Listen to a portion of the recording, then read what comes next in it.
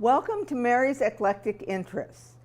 We're shooting today in the kitchen with Gary Legwold, and he is going to demonstrate making lefse. And welcome, Gary. Thank you, Sue Ellen. We are going to take a look at the variety of equipment that you use for making lefse. Would you like to explain some of the things that we're going to be talking about? Sure. Well, lefse does involve a lot of equipment. You can get by without it, but it makes it for a nicer experience if you have it. We'll start here with the pins. These are super duper lefse rolling pins. This is the one I normally use, a pin from Bethany Housewares. But these are pins made by members of the Minnesota Woodturners Association. And the idea is that they are to be used and then displayed. They're functional pieces of art. They are made on a lathe. This one, for example, is cherry and walnut. This is walnut and spalted maple. These are spalted maple, as is this. This is all cherry. So if you have a nice pin, you can pass it on to your kids and they'll be thrilled to receive it. Underneath is and we'll see this when we're rolling it out, this is a pastry cloth covering a lefse rolling board. It really makes it nice for rolling versus on a countertop. These three are ricers. With potato lefses, you boil potatoes, you mash them, and then rice them. I rice them twice. For years, I used this one, and it sort of worked, and then I went and got this one, and it sort of worked. And then I heard of a site by Becky Latka. She's down in Nevada, and this works the best. She's got about 50 of these things, and they're sturdier, and they work the best. But you need a ricer. Okay, and what about the bowls in the set? The bowls. These are my favorite parts. These are my grandmother's. This was Grandma Legwold's. She used it for years, and then I got it. And this is from my Grandma Gehring on my mom's side. This is my favorite. I love blue, and I use it all the time. It's got little cracks in it, so I handle it with care. But when you make lefse, it's very nice to have something that reminds you of your grandma. So these bowls qualify for that. Moving over, we've got, I'll get to the grills later. These are lefse sticks, and they're used for picking up lefse and turning it off the grill. This one is handmade by a friend of mine in Washington. These are also gifts. These are sticks that you can buy at gift shops, Scandinavian shops. These four are made by a woodturner, Jim Jacobs. And the idea is, put that in your hand. Feel that handle. They're wonderful on the hands. Oh, is that fabulous? And they're beautiful to look at. So they're great pins, and again, you pass these on to your kids, they'll be thrilled. Okay, so then we get into the grills.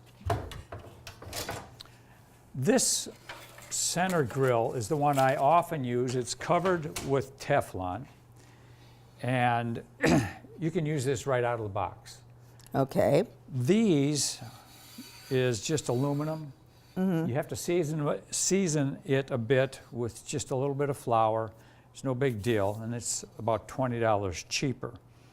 The thing with lefse grills, this part won't wear out, but the electrical part will. This gets up to 500 degrees, and people will use these all day, and this part will burn out. So they advise you to change out your electrical element every hour, just so that it rests it. Okay, so then we have a couple of old, this one is an old Bethany lefse grill. I got it from an antique shop. It no longer is used, but people in your audience will see this and say, oh, I have one of these things. And then finally, you have a hearth plate. People in Norway would carry these heavy hearth plates over from Norway. Oh my goodness. That's this how is, valuable they were, because they would put them on a fire and make lefse, flatbread, all sorts of things. But that's how valuable it was, that they were willing to carry that thing from Norway. now this is cast aluminum or cast iron? Cast iron.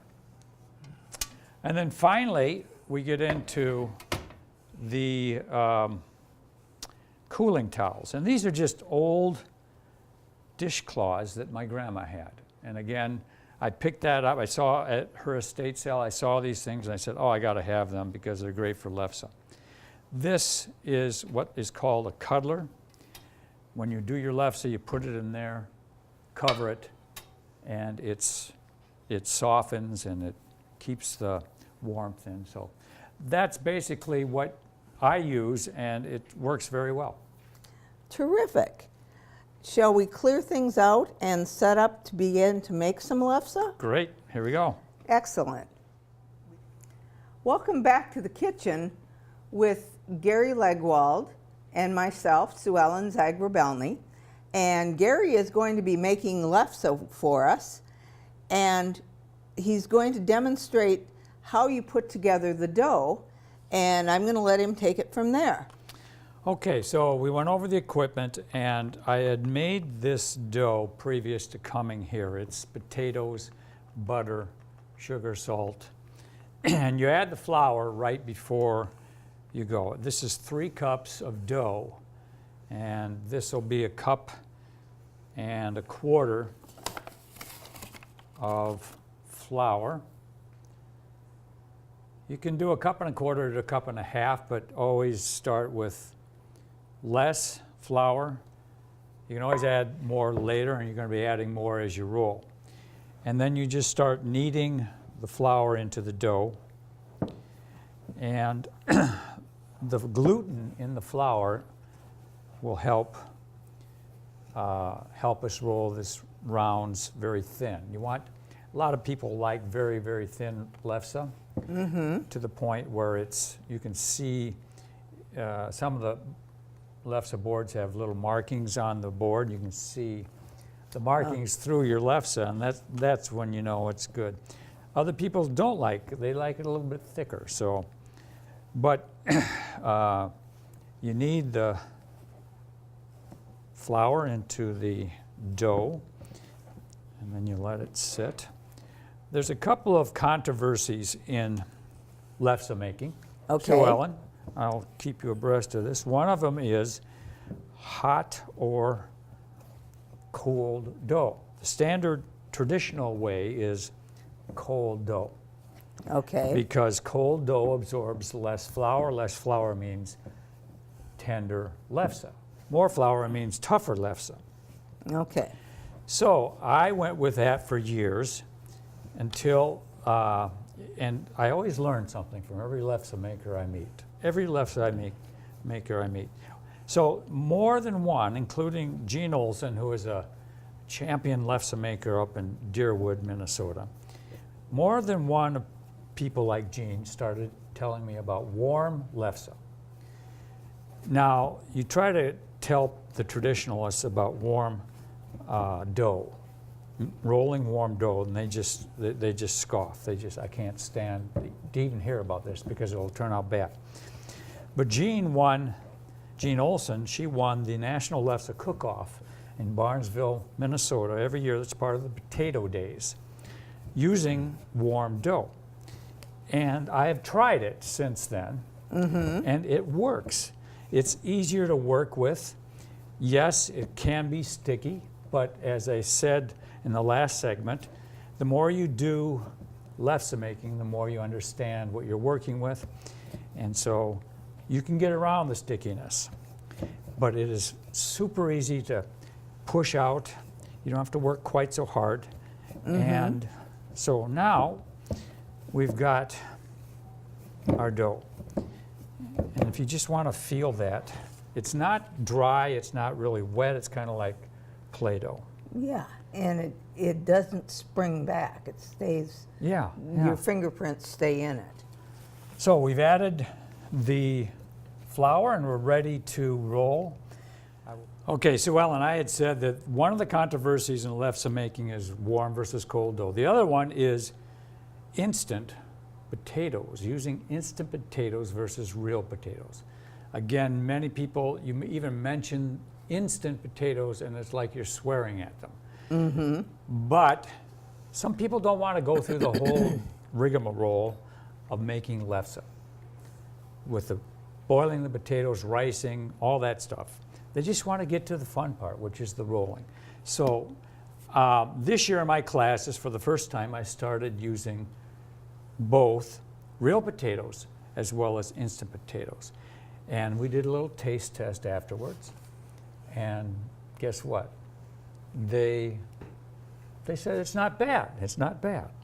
So my recommendation is if you want to cut the process short, go ahead once in a while and use instant potatoes. I was told that potato buds was the one to buy. I went to Kowalski's in my neighborhood, tried to find potato buds, couldn't find it. The closest I could find was this Betty Crocker mashed potatoes. But on the upper corner, it says same recipe as potato buds. So, okay, that's good for me. So, I keep an open mind with lefse, and so I've found new horizons with instant potatoes. So you have a mix, a lefse mix. Tell us about that, please. This is made by Jacob's Lefse in Osakis, Minnesota. WCCO-TV had an online poll as to the best lefse in Minnesota, and Jacobs won. This was a couple of years ago. And they have always used a mix, not the real potato thing. So it does work. So are we rested enough so that we can go back to the dough? I will plug in the grill, let that get up to 500 degrees, and then we'll start rolling. Okay, Gary, you're shaping the ball of dough in your hand. Now what's going to happen? I take some time when I shape this ball of dough because people like round lefse, and if you notice there can be little cracks in the edges unless you keep working it and get those cracks out of there. If the crack is in the edge here at this point, as you roll it out, you're going to have bigger cracks. Okay. And, you know, some people say, who cares? You know, it all goes down the same hole and it's good stuff. But I try to get it round. I mean, that's just my way. So I take about 1/3 of a cup. This is a little bit more. And I get it round. The edges are so that there's no cracks to start with. Mm-hmm. A lot of people they want to be bangers and squishers. You know, they start getting real tough with the lefse. No, you just be very gentle and let the pin do the work. You start round to stay round.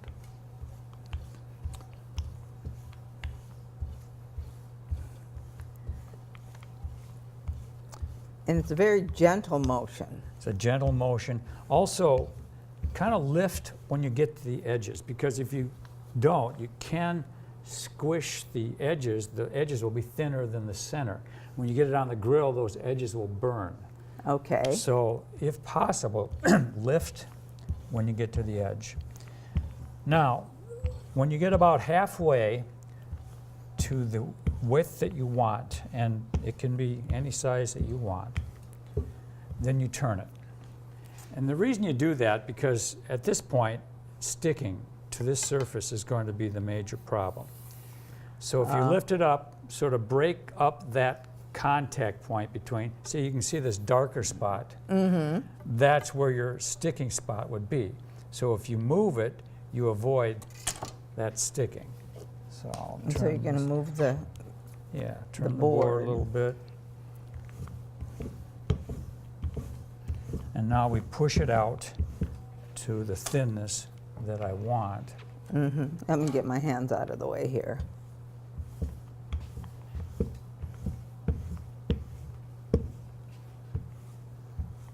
I'll move this toward the center a bit more.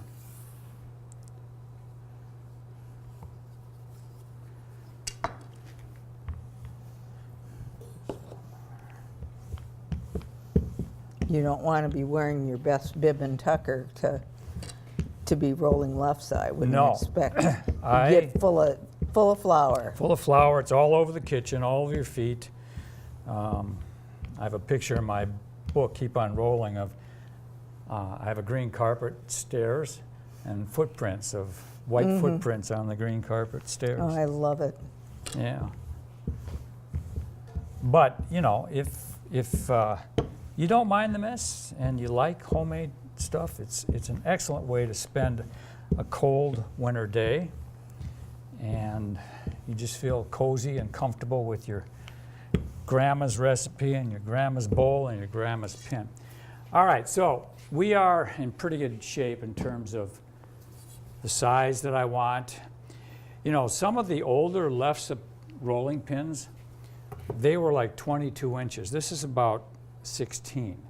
They were 22 inches because they were making them on the old cook stoves. And they had a whole surface. So they could make big kite-like Lefse and then flop it on the stove and then turn it. But here we're limited to this grill, which is 16 inches. Okay. So we can't go. In fact, this one may be kind of tight, but we'll manage. So when I put my stick underneath, the stick has got a beveled edge, and if you don't do it right, you can spear your Lefse. Okay. So you beveled edge down, keep your handle high so that you don't get halfway in, and then you spear it. And then you do it about a third of the way in so that you have a bit of a lip that will catch on the grill. So I lift, carry, drape it over and roll it out. Bingo, bango, bongo. Perfectamundo. So a lot of people get to this point and they relax. Oh, I rolled out a nice round of Lefse, and they got it on the grill, and then they burn it. So the overriding thing with Lefse is its tenderness. People, the recipes vary, but that moisture, that tenderness, that's the overriding thing. So you don't want to burn it. When you start to see these little bubbles, you turn it. So this is a little bit underdone. Side A is a little bit underdone. I call this mamby-pamby Lefse. It just looks mamby-pamby. It doesn't have quite the big bold spots that I like. But I'm retaining the moisture. I'm keeping the moisture in. So the downside now, side B, that's going to be my show side. And that's the side that's going to have, I like the bolder spots. I like the speckles that show up. So when you look from the top down, you'll see the brown spots starting to form, and then you pull it. There's no law against flipping it and checking it to see if you like it. But you run the risk of losing moisture, right? You run the risk of losing moisture. Tender Lefse is what you want, and the rest will take care of itself. And if you pull it too early and it's a little bit chewy, no problem, but you just don't want to burn it. Oh, it looks beautiful. So there you go. Beauteous. That's beauty. And there's a thing that goes, some art that goes on when you have the Lefse grill in contact with the round. Okay, so you get it over here to our Lefse cozy, and I put it on the wrong part. This part here. Now, a woman by the name of Amy Marquardt in Foley, Minnesota came up with this, and you cover it. You want it to cool, but you don't want all that moisture to escape. So if you could put it on the surface here and it would cool, but it would dry out. Okay. So as you roll your Lefse and create a stack, the warmth and the moisture of each Lefse is going to keep softening all that pile. In fact, I've burned some edges, and I'll put it in this pile, and by the end of the day, I'll go back and I'll say, where's that burnt edge? And I can't find it. It's been restored by the pile. I call it Lazarus Lefse. Okay. So that's the process.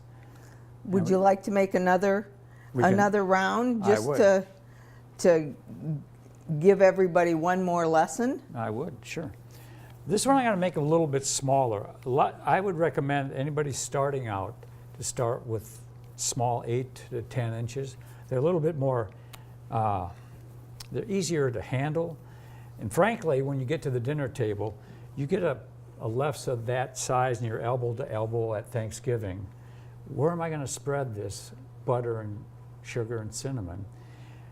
With a smaller lefse, it's easier to do at your table. So I tend to make mine around 10 to 12 inches.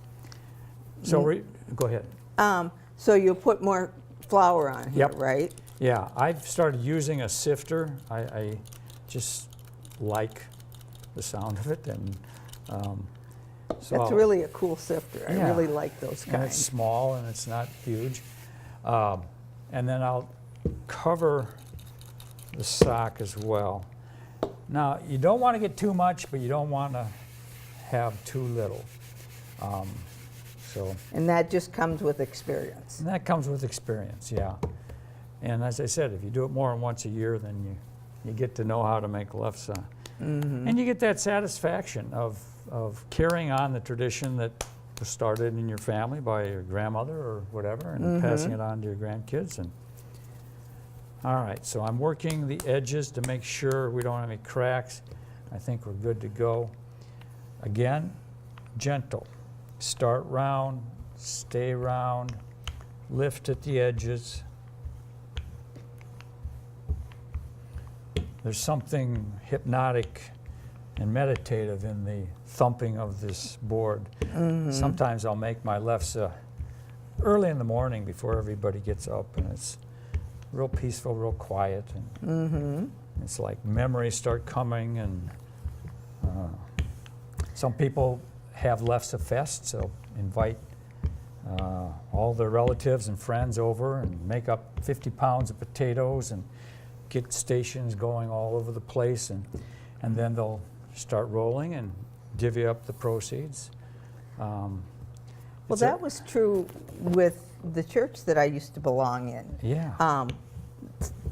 Some of the younger members asked some of the elders if they'd teach them how to make lefse, and they peeled and cooked up the potatoes and brought people together, and they had something like 25 or 30 people making lefse in the kitchen and in the fellowship hall, and they had just a grand time. Yeah, it's always laughter, always laughter.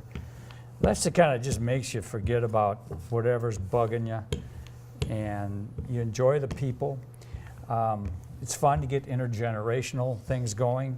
You know, the grandkids working with the grandparents, and they learn about each other, and they learn about each other's ways, you know. Social media is not in play during a lefse round or lefse making session. All right, so this is a little bit smaller, but so again, we go a third of the way, have a little bit of a lip. I'm gonna get rid of that little piece, whatever. Now, see how thin that is? You know, it's backlit, and it's still very tough because the gluten within the flour has been holding this together. And there you go, another round of lefse. And the bubbles start up right away. The bubbles start up right away, and you know, It kind of goes from the outside in, it Yeah. looks like.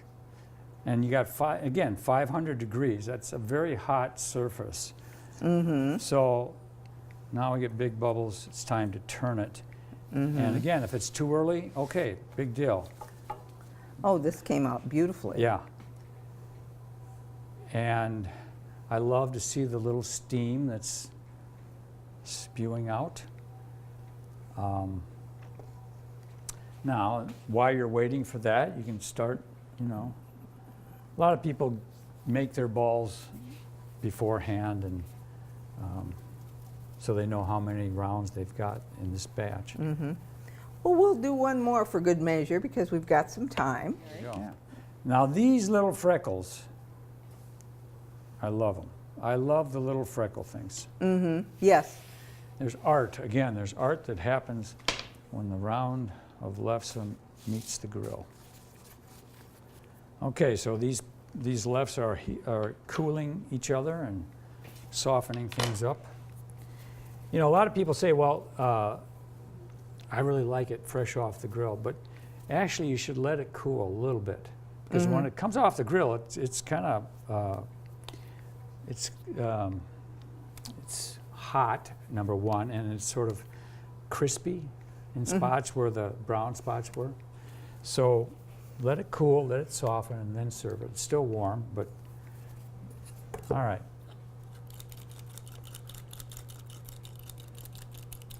There are many ways to make Lefse. The important thing is to just do it. A lot of people are intimidated by the mess, and frankly, there's a lot, no doubt about it, but the payoff is worth it. So while you're rolling that out, let's talk for a moment again about your most recent book, Keep on Rolling. And what's the subtitle of the book? Life on the Lefse Trail and Learning to Get Around. Around. 2 words. Okay, and that, of course, is a reference to the Lefse round. I understand. Right. Assume. Yeah. And people can obtain the book from your website. Is that correct? Yes.